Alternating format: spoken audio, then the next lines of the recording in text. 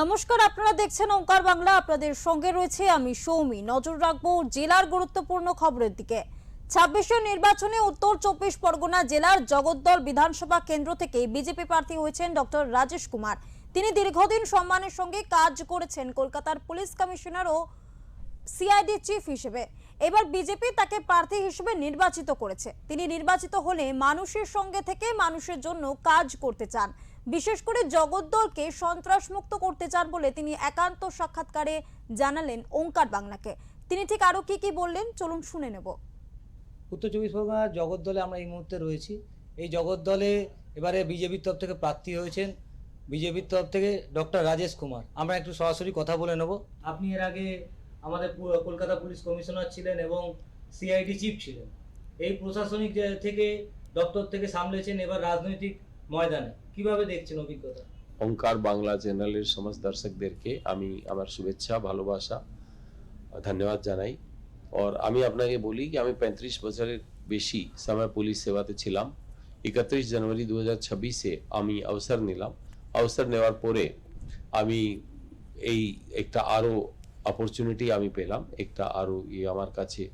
তো আমি আগেও জনসেবার মধ্যে ছিলাম, এখন আবার যে প্ল্যাটফর্মের মাধ্যমে জনসেবাকে আমি কন্টিনিউ করতে পারবো, আমি এটাকে সেভাবেই দেখি। তো খুব ভালোই লাগছে, আমি মানুষের কাছে যেতে পারছি। আগেও পুলিশের কাজ মানুষের কাছে যাওয়া, এখন আবার মানুষের কাছে গিয়ে ওদের প্রবলেমসকে বোঝার চেষ্টা করছি, কিভাবে সলভ করা যায়। একটু পার্থক্য আছে, তো ওটা আমরা খুব ভালো লাগছে। প্রাক্তন সিপি যে আছেন রাজীব কুমার, তিনি আপনার খুব ভালো বন্ধু, তো এখন কিরকম সম্পর্ক রয়েছে? নেই, উনি ওনার কাজ করছেন, আমি আমার কাজ করছি।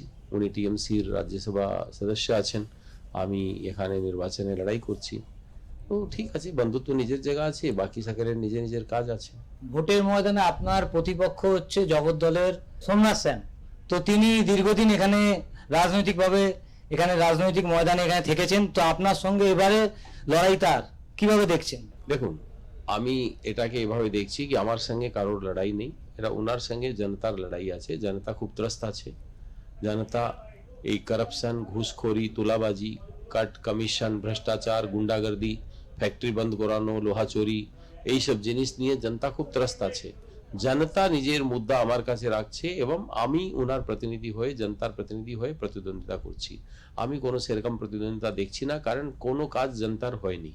জনতা এই নির্মম সরকারের কাছ থেকে মুক্তি চাইছে এবং আমি এটা নিজেকে খুব ধন্যবাদ মনে করি কি আমি এই অপরচুনিটি পাচ্ছি কি আমি ওদের জনতার যে ইস্যুজ আছে ওটা ঠিক জায়গা আমি তুলে ধরতে পারবো, নিয়ে যেতে পারবো, কিছু সলভ করার জন্য কিছু কাজ করতে পারবো। একটু আগে আপনি প্রেস মিটে বললেন যে এলাকার দুষ্কৃতীরাজ রয়েছে, তো কি সম্মুখীন হতে হচ্ছে আপনার? নেই, আমরা তো এলাকার মধ্যে এদের তো একটাই পদ্ধতি আছে কিভাবে লোকজনকে ভয় দেখানো যাবে। এরা তো ইলেকশনে কোনো প্রচার এদের নেই। ইলেকশনে এদের একটাই প্রচার আছে, যেখানে আমার কর্মসূচি আছে কি আমি আগামীকাল কোথায় যাব, ওখানে রাত্রে গিয়ে মানুষকে ধমকানো কি তোমরা যদি গেলে এই প্রবলেম করে দেবো, প্রচারের পরে আবার ধমকানো কি আমরা এটা করে দেবো। বিকজ এরা তো 2019, 21, 24 ইলেকশনে এই জিনিসটা তো ওরা লোকজনের সামনে রেখেছে কি আমরা বাড়ি ভেঙে দিতে পারি, মানুষকে খুন করে দিতে পারি, সকলকে চাকরি থেকে তাড়িয়ে দিতে পারি, এত বেশি ড্যামেজ করে দিতে পারি, সো দ্যাট মানুষ একদম ভয় পেয়ে যায়। কিন্তু মানুষ এদেরকে ভয় পায় না। এরকম গুন্ডা বাহিনীকে মানুষ অনেক দেখেছে। ফর দি টাইমিং এদের এটা ফিলিং হতে পারে কি আমরা খুব ভয় দিয়ে দিয়েছি, কিন্তু কোনো ভয় মানুষের নেই। মানুষ এদেরকে এদের ঠিক জায়গায় দেখিয়ে দেবে। আর এদের যে গুন্ডা যা এদের হয়ে যারা লোকজনকে ধমকানোর কাজ করছে, আমাদেরকে বুথ ওয়াইজ আমাদের কাছে পুরো লিস্ট আছে। আমরা জানি কে কোথায় কি করছে। আমরা পুলিশকে, অবজারভারকে, নির্বাচন আয়োগকে সবাইকেও লিস্টটা দিয়েছি। আমি এই গুন্ডা এলিমেন্টকে আপনাদের মাধ্যমে এটা বলতে চাই, আইদার ওরা নিজেকে শুধরে নেবে আর এই রাস্তা থেকে ছেড়ে দিয়ে চলে যাবে। যদি না যাবে, নির্বাচন আয়োগ তো এদেরকে গ্রেফতার করবেই, ইলেকশন পিসফুল হবেই।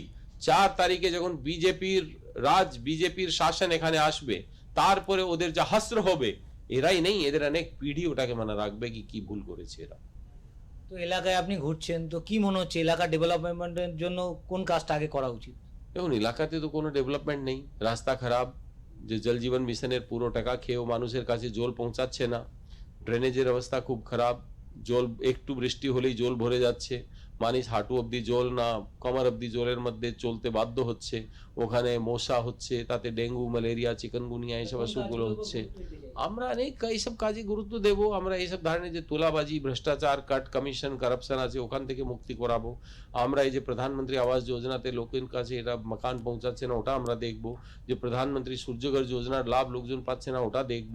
আমরা এটাও দেখব কি এখানে একটা হসপিটাল নেই, একটা কলেজ নেই, ওটা আমরা এখানে করানোর ব্যবস্থা করব। এখানে স্টেডিয়াম নেই, ওটা আমরা করানোর ব্যবস্থা করব। তো অনেক প্রায়োরিটি মানুষ আমাদেরকে বলেছে।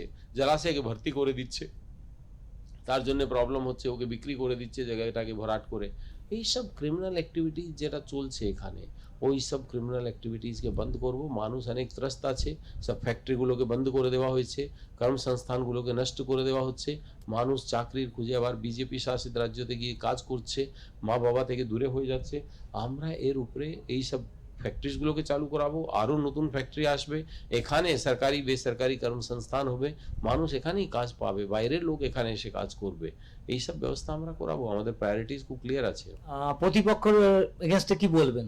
আমাকে কারোর বিরুদ্ধে কিছু বলতে হবে না। আমি একটাই জিনিস বলছি, প্রত্যেক লোক এটাই যেন নির্বাচন আয়োগ ইলেকশনকে ফ্রি ফেয়ার পিসফুল করাতে প্রতিবদ্ধ আছে। আমাদের সকলকে যারা ইলেকশনে কন্টেস্ট করছি একটাই দায়িত্ব আছে, আমরা নির্বাচন আয়োগকে হেল্প করি যেন ওরা এই কাজটা ভালোভাবে করাতে পারে। আমি এটাই চাইবো কোনো গুন্ডা এলিমেন্ট আর এই ক্রিমিনালদেরকে সঙ্গে নিয়ে যে জিনিসটা চালু করা আছে ওকে তাড়াতাড়ি যেন বন্ধ করে দেয়, এটা ভালো হবে।